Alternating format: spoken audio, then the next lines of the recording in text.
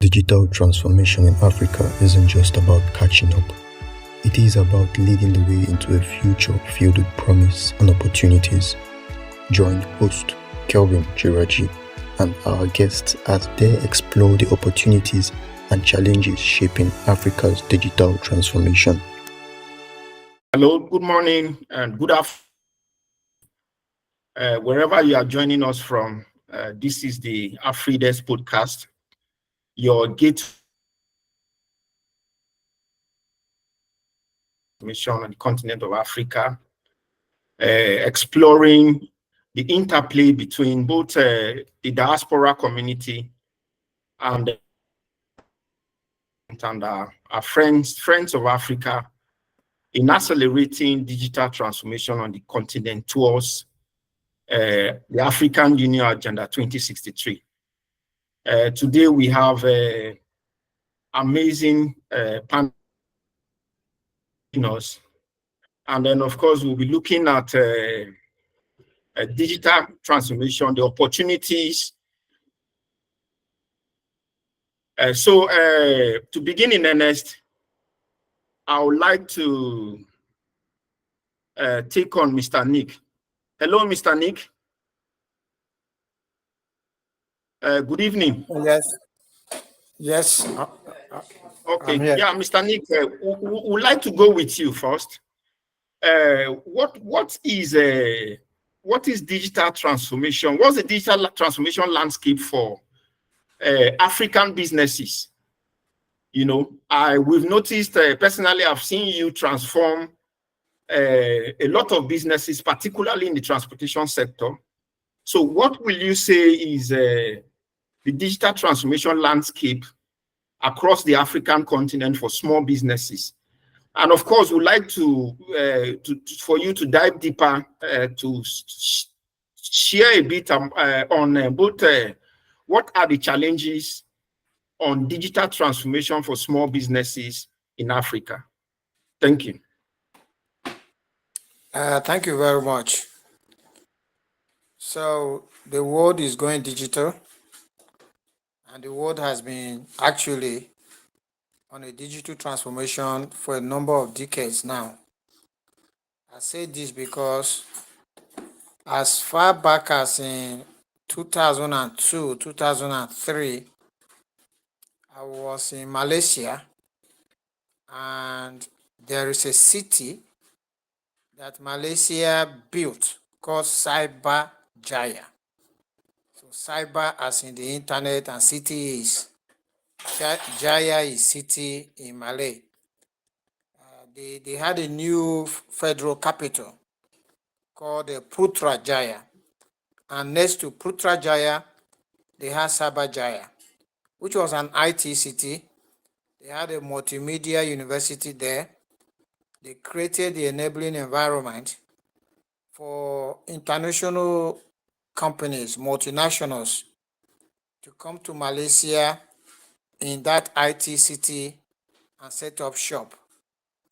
And the reason I was there because I was working for an international oil company, and they moved the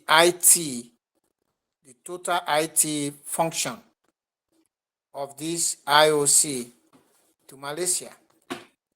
And so you will see that for countries like Malaysia, they have been on this journey for like 2 decades now. Africa is just beginning to catch up. And we need to catch up fast, because 10, 15, 20 years ago, of the top 10 most capitalized companies in the world, 6 of them were oil companies. Today, the top 10 has 8, if not 9, as technology companies. So the Microsofts, the Nvidias, the Googles, and all of that, they are now taking over the top 10 of the most capitalized companies in the world. And that is the new world. That is the new normal that technology has come, and technology is becoming more and more important in all that we do. Now we are moving into the AI generation, and Africa seems to be left behind. There are bright spots in Africa, especially like in Nigeria. We have the likes of Paystack, we have the likes of Flutterwave. We have these companies that are coming up, that are coming into the digital space to make businesses to run better, especially small businesses.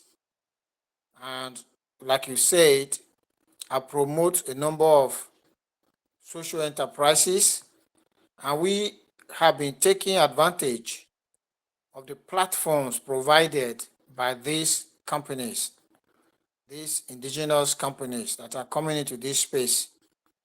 So if you want to book a bus on our bus service, you are going to encounter Paystack. And then if you want to do anything with Citizens Charity, you will encounter Flutterwave and the likes of InterSwitch and all of that. So they are there.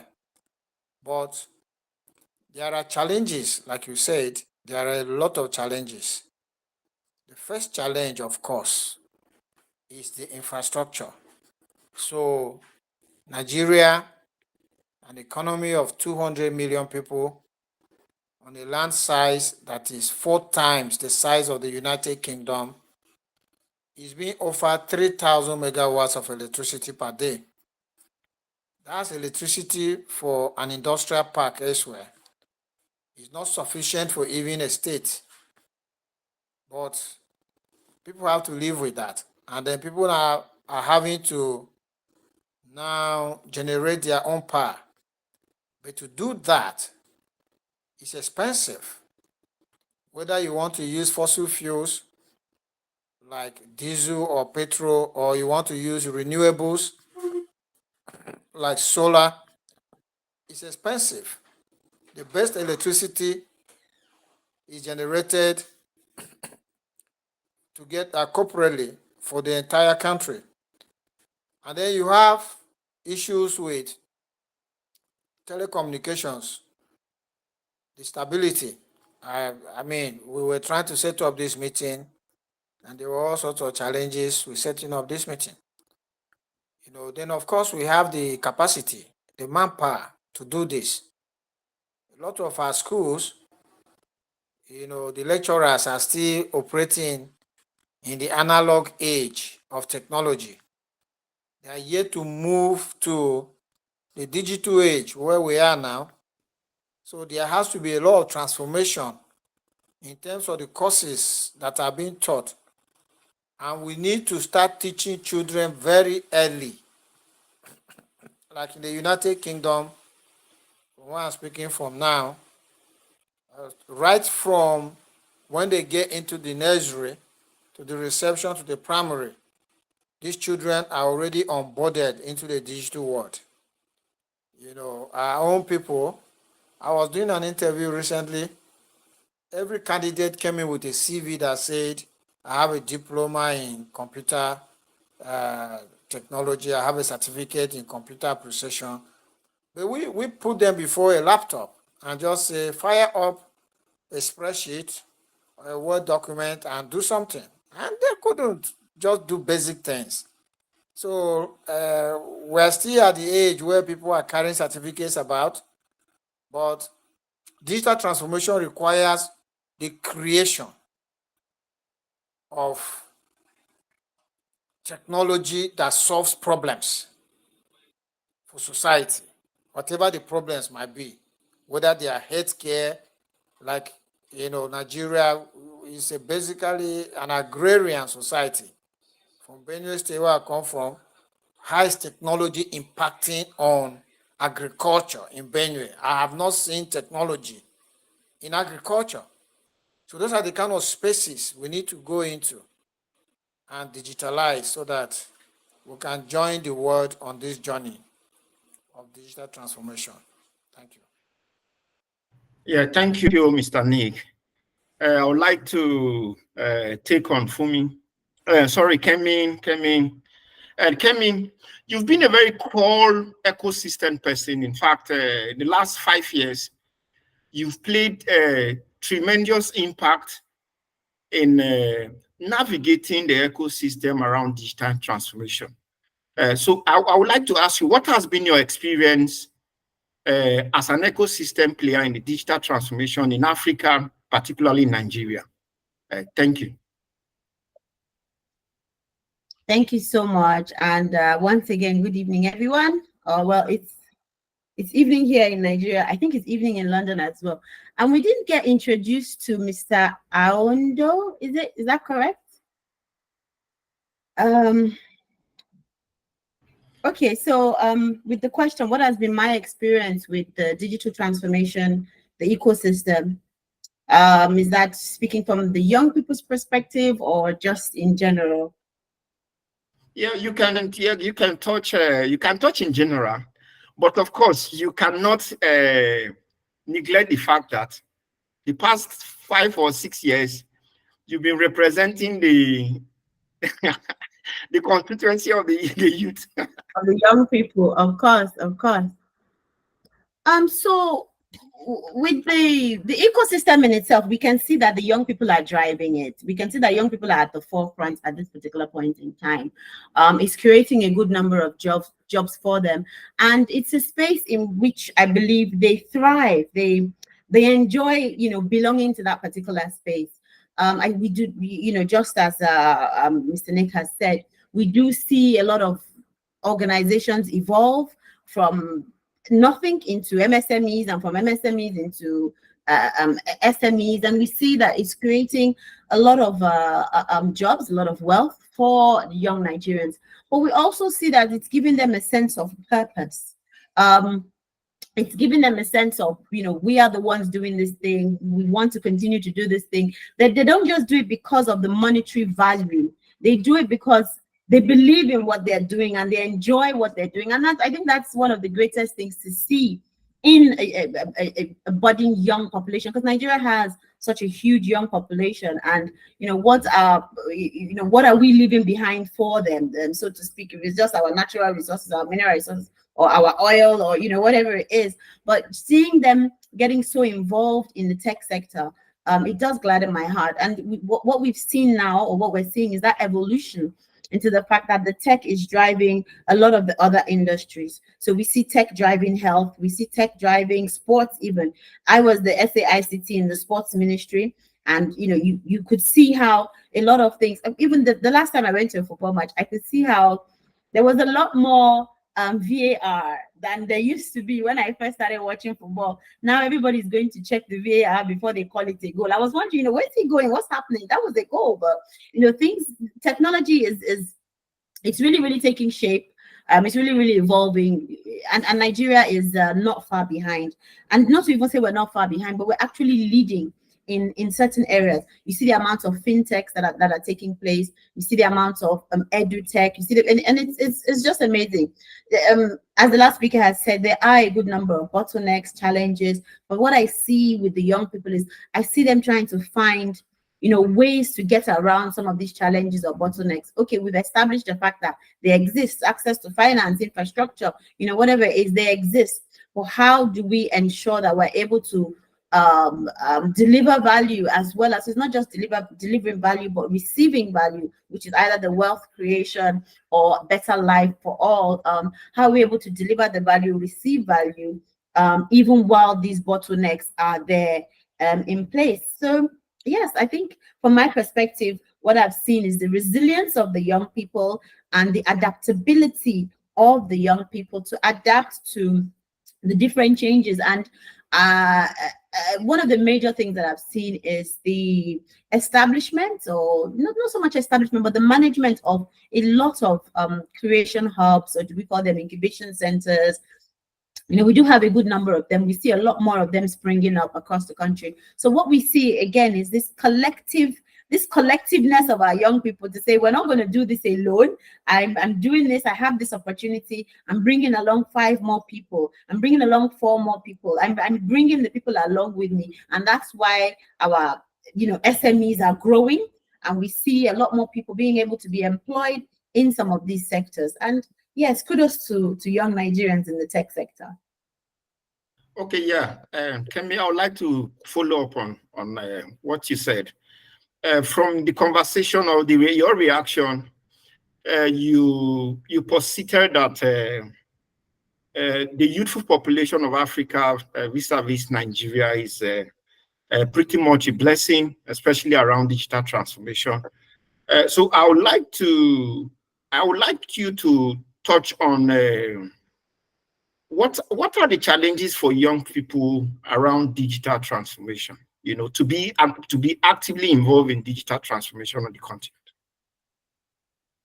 Oh, so there are a number of challenges that these young people face. First and foremost, and this is something that we are currently championing, which is the educational gap.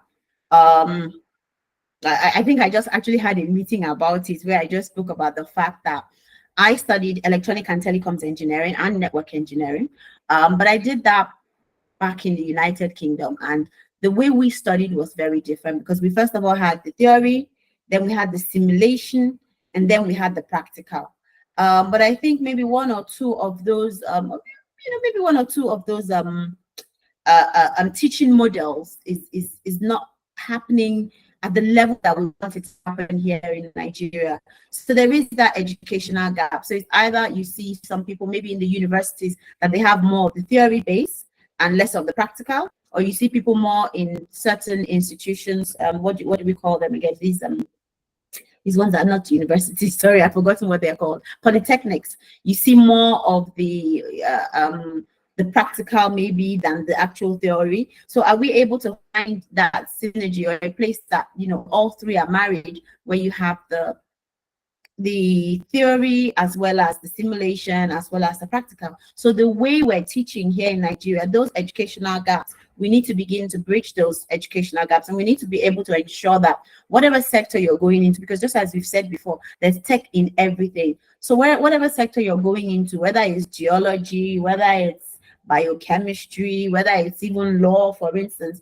that you're given that technology baseline, at least at the minimum, to be able to understand, so that when the time comes and tech in that particular space continues to evolve, you're able to understand and get with the times or be with the times, in that particular area. Of course, as we know, access to funding is a major one. I have, on do I say weekly or monthly basis, that I have young people coming to me to say, this is my new innovation.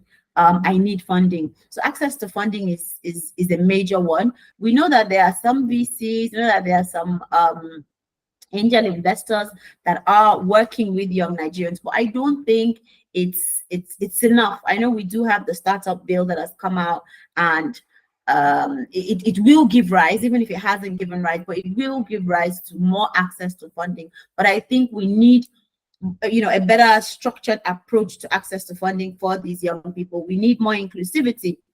As you know me, I'm very big on inclusion. So we need more incentives to bring women and persons with disabilities into the fold.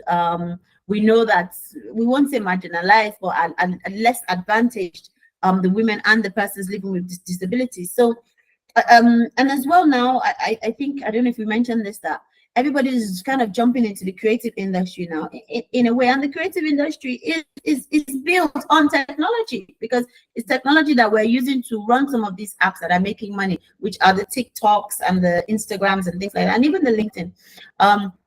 And there's so much uncertainty around the policies that govern some of these areas, and that makes one kind of, do I say skeptical? So you're skeptical to invest in a particular type of application because you don't know what the government is going to wake up to say tomorrow. We see, we've just mentioned 3 applications, or I just mentioned 3 applications that we're leveraging on a daily basis. But which one of these is at least even co-owned by a Nigerian?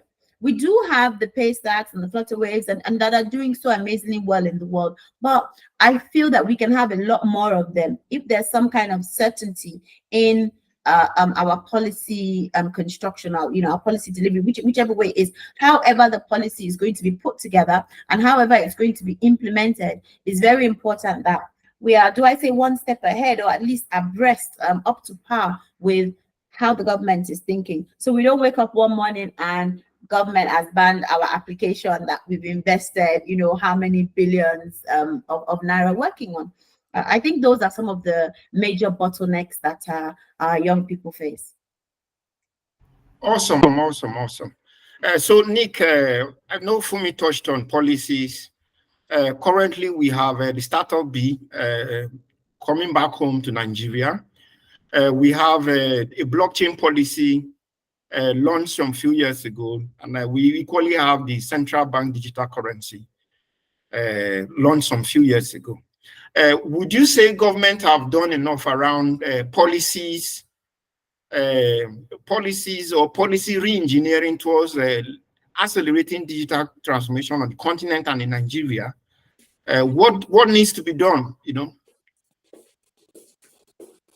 Well, we say the government is doing what they can do, but whether that is enough is another debate.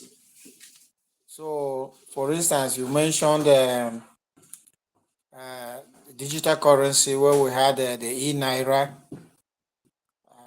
I don't want to call it a scam, but we all know that the moment people were able to transact their bank accounts online, that was already e-naira, that I can pay you without having to withdraw cash from an ATM or take cash to pay you, that I could electronically transfer money from my bank account to your bank account, and then you are able to spend that money without seeing the physical cash. We were already in the era of e-naira. So government are coming along the way to say, oh, we are launching e-naira, and they're making a huge, loud noise about it. As you can see, everything has gone quiet. Nobody hears about e-naira.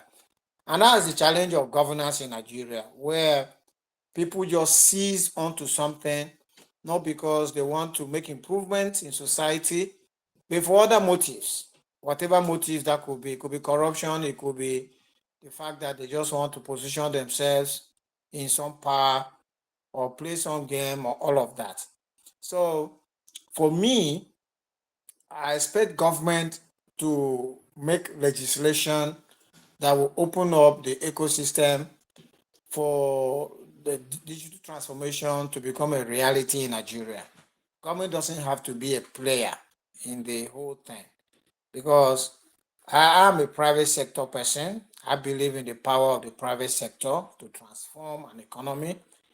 So if you ask me, I have examples to give, like I can give you the example in telecoms, where government was running telecoms with a company called Nitel, for those who are old enough to know about Nitel.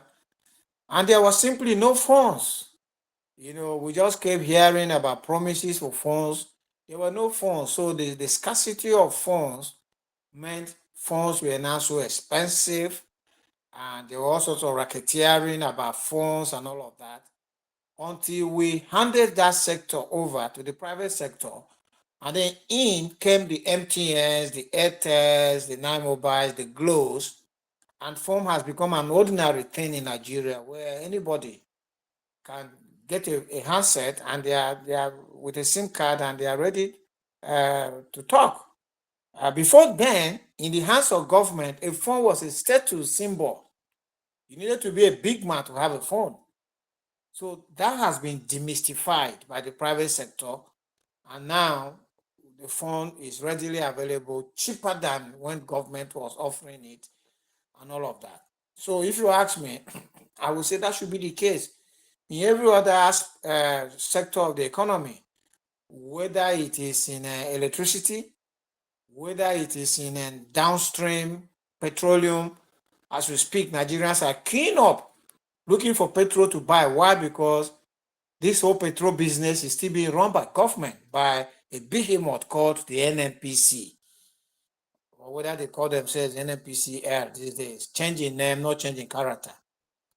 So government should not straddle the space. Rather, their role is to formulate legislation, create the enabling environment so that private sector can come in. This is what Malaysia did more than 20 years ago with Sabajaya, when I started in my intro. And that's what the Nigerian government needs to do. So, and I don't think we're doing that yet. Efforts, like you mentioned in Naira, government is trying to do it by themselves, but they don't have what it takes to do it by themselves. So they should give way for the private sector to come in. Okay, thank you, Mr. Nick. Over to you, Kemi.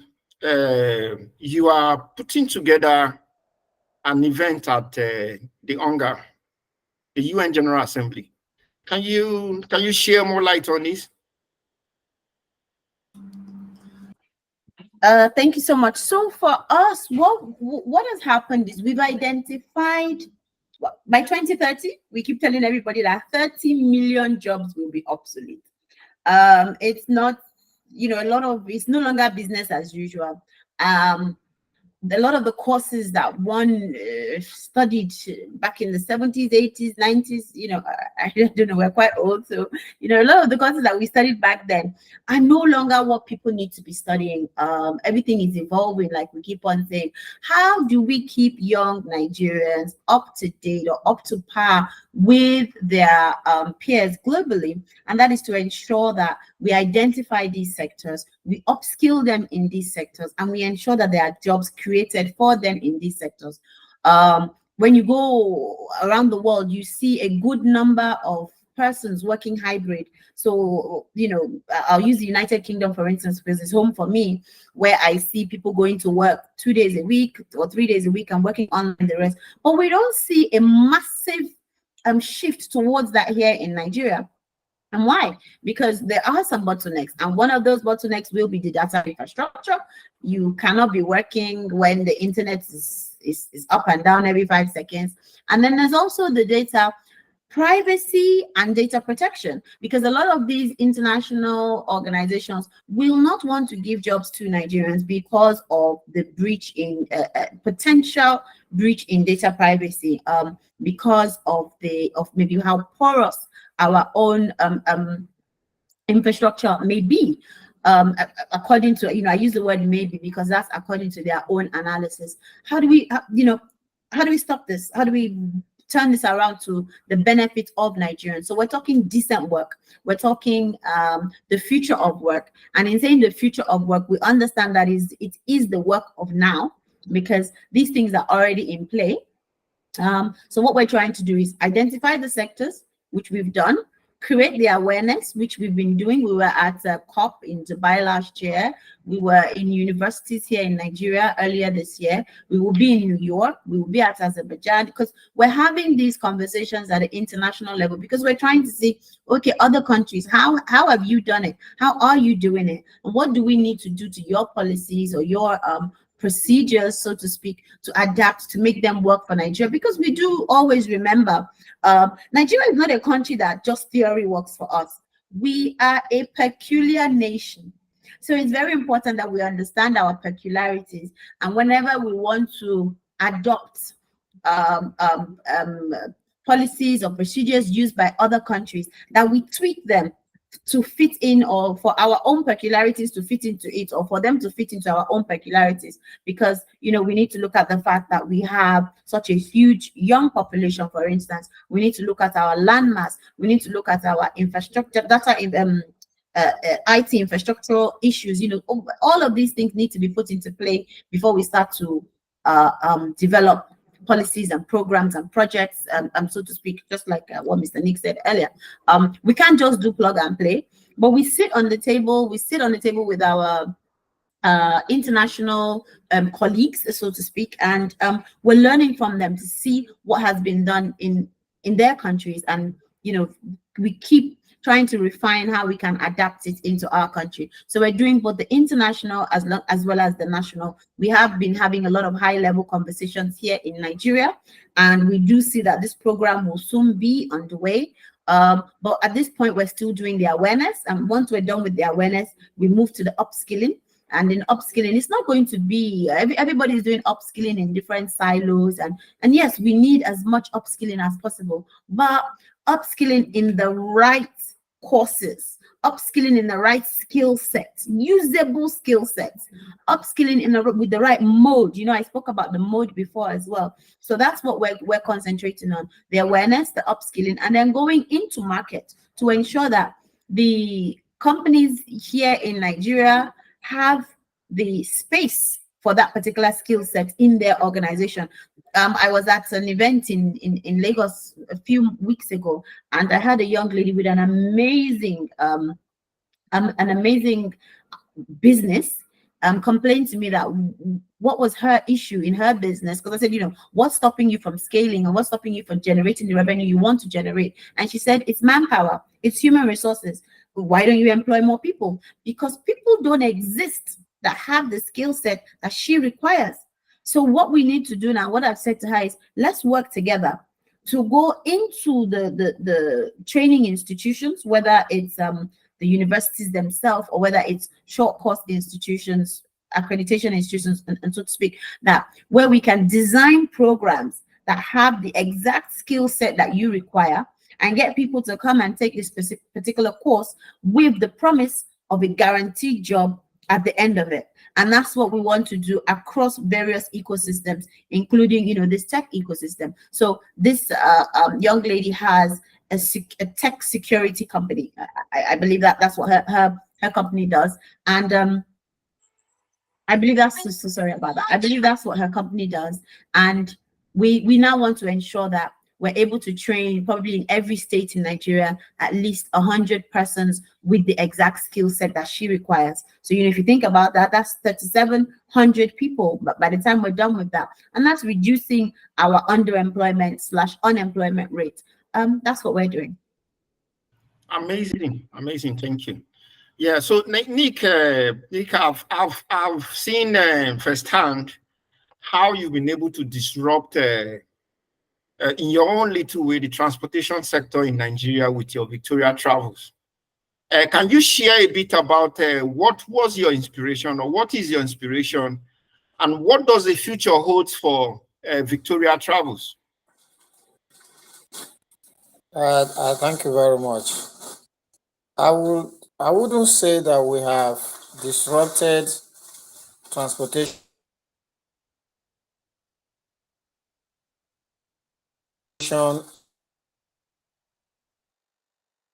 because I believe that we have been doing. But if you say Benue State, or perhaps maybe like North Central Nigeria, that may be correct, or may have some evidence to show that we have done that. The motivation for me basically was my experience on the road, watching people either being abandoned on the road by broken down public transportation vehicles, or sometimes in accidents and all of that. So I thought transportation can be done in a different way, in the modern way.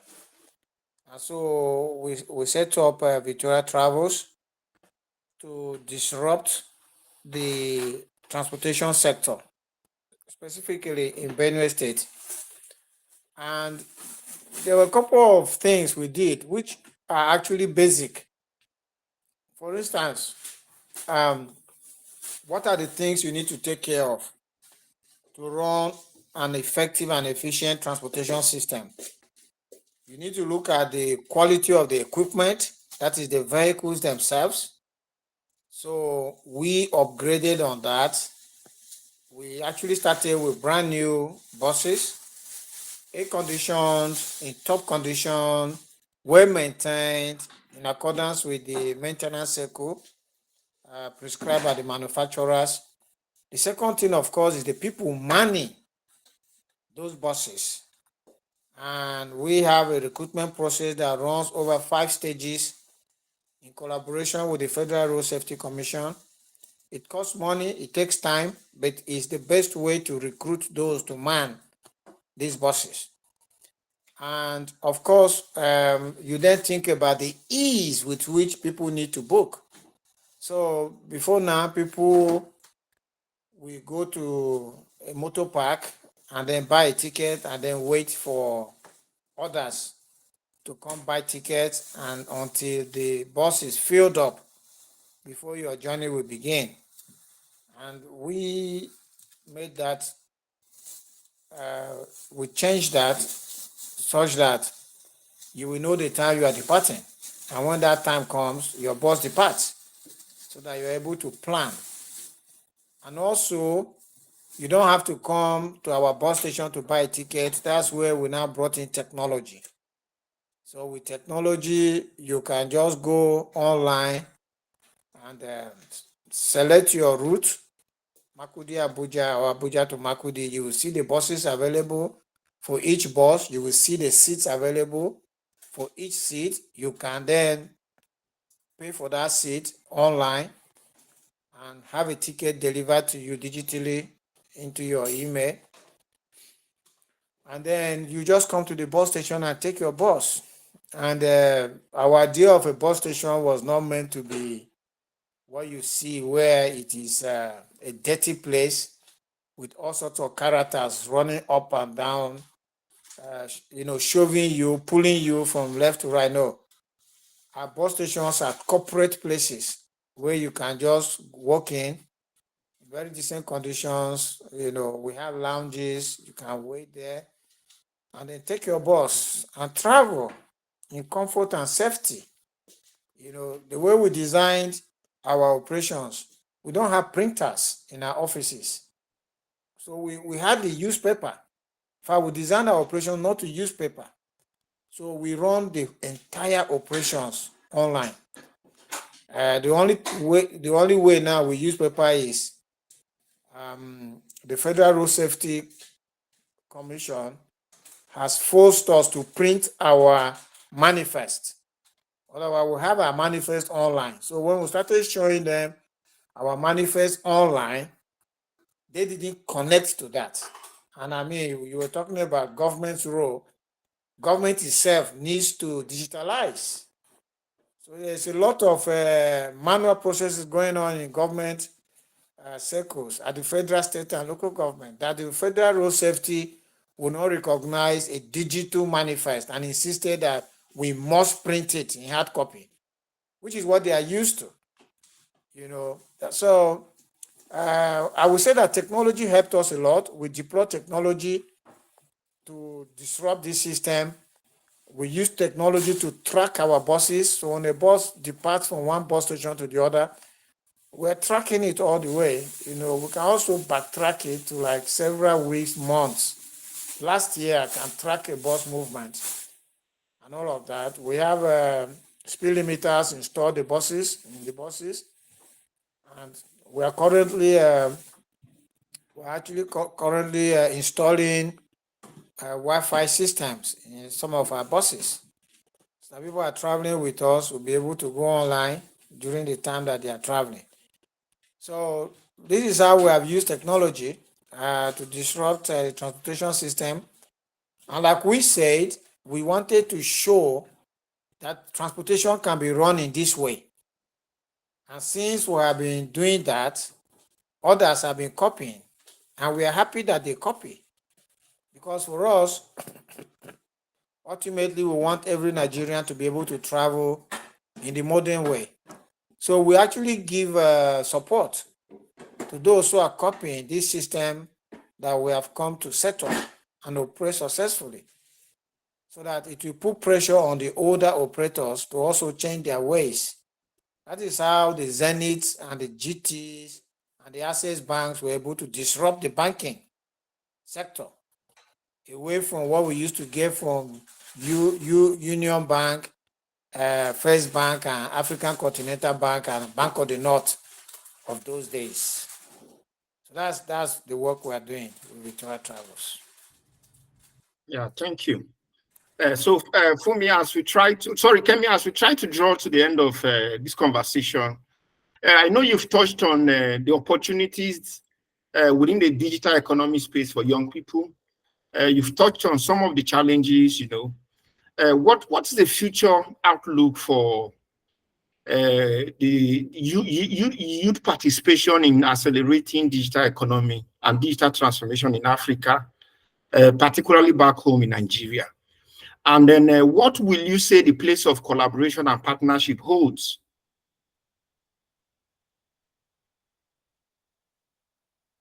So sorry, I didn't quite catch that. The place of collaboration and partnership in developing the ecosystem. Was that what you said? Yes. The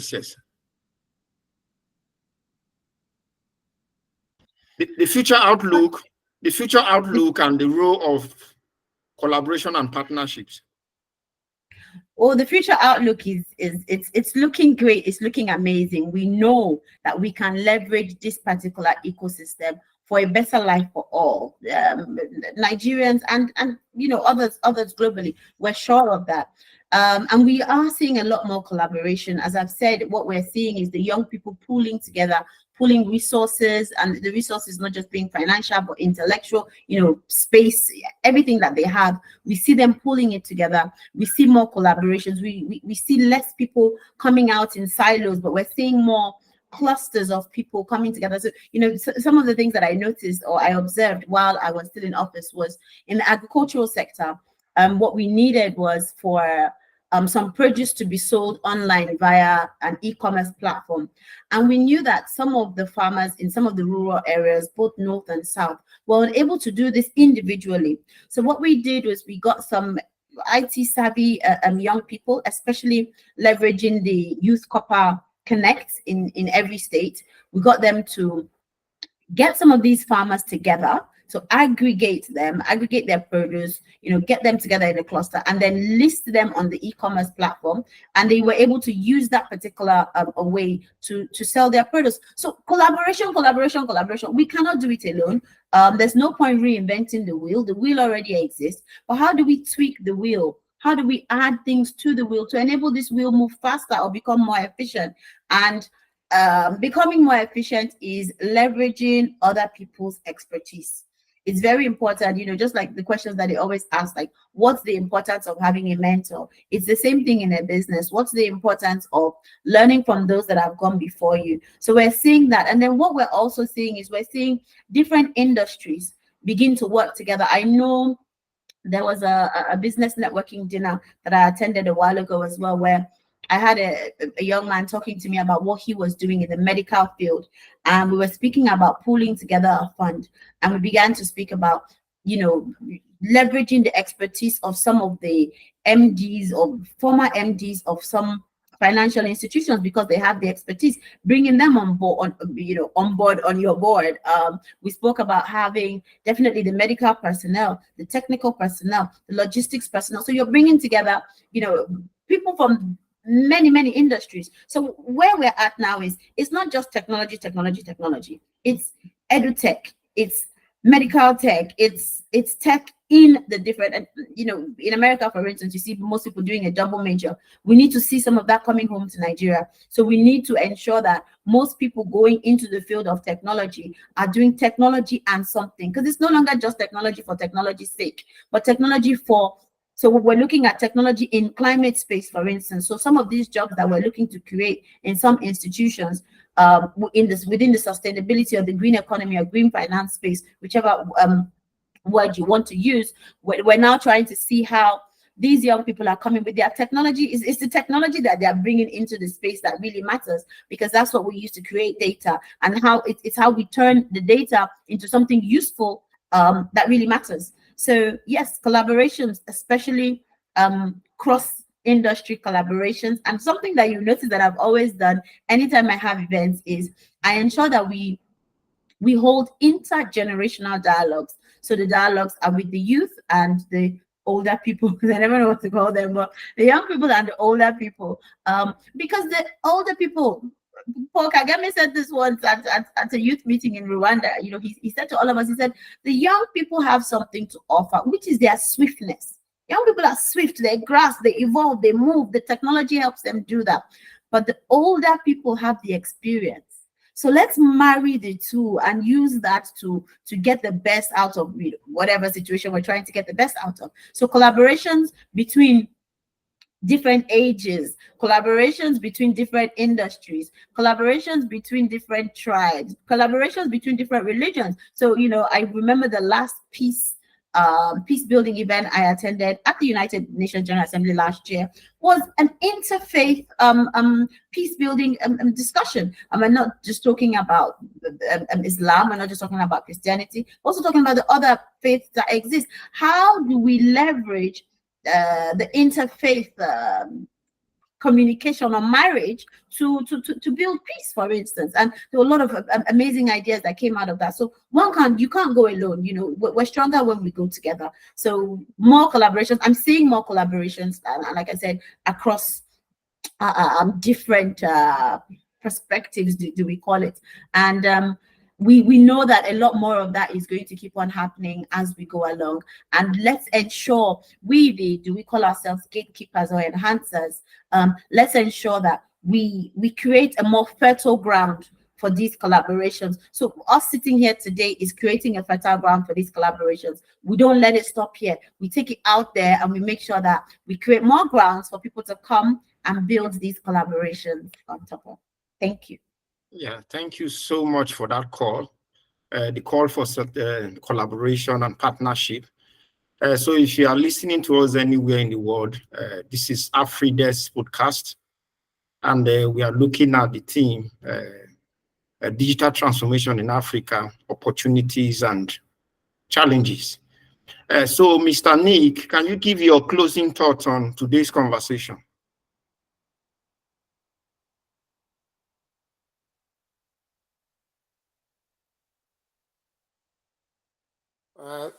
Thank you very much. My closing thought is that the world is turning digital in every aspect of our lives, and nations that are positioning themselves to be part of this digital transformation journey are the ones that are going to take advantage of all the benefits that it offers.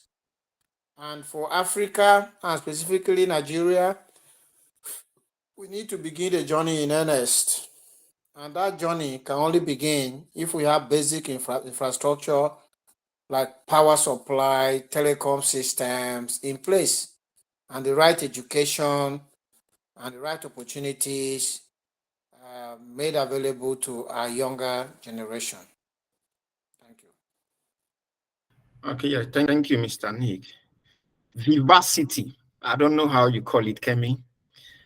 Before sharing your final thoughts, can you just say, what is vivacity? And then you share your final thoughts on today's theme. Thank you. Vivacity. So which one am I talking about? Is it vivacity development or vivacity PR? you have just 2 minutes to just talk on anyone that you feel is aligned to this conversation, and then. Brilliant. Brilliant. Okay, so Vivacity Development is a social enterprise, obviously set up to create a better life for all. We touch on a number of subjects, which is gender equity, because we're not talking about equality, we're talking about equity. We're talking about good governance, we're talking about youth wellness 360, so that involves their wealth creation, their mental health, everything to do with young people. We're talking, we're also looking to food security. And those are the areas that, and climate change, of course, the green economy, those are the areas that we be working. We tend to want to be for the people, of the people, by the people. So we tend to want to be the bridge between the young people and the not so young people. So we're able to take a two-way messages. So not just from the old to the young, and not just from the young to the old, but let's continue to dialogue. Because we are very big on come and let us reason together. And that's what we do here at Vivacity Development. We started last year, but we were carrying on the message that I began during my 8 years working in the government. And we're available everywhere, every social media platform if you want to jump on it. We will be at the United Nations General Assembly in New York for a side event that we'll be holding to discuss some of these matters. We'll be at many other countries as well. Like I said, I'm still discussing these matters. So what is most important to us is we are results driven. We are an organization that just wants results, and our results start from a better life for all. So we're not just talking about the future of work, but we're talking about better work. We're not just talking about employment, but we're talking about decent employment. So we're not just dealing with unemployment, but we're also dealing with underemployment. So that's us in a nutshell. Okay, thank you. Thank you, Kemi and Mr. Nick, for having you on AfriDES Podcast today. Looking forward to more conversation, engaging conversation leading to our event and in accelerating the digital economy conversation towards the African Union Agenda 2063. Thank you. Enjoy the rest of your day. Bye-bye.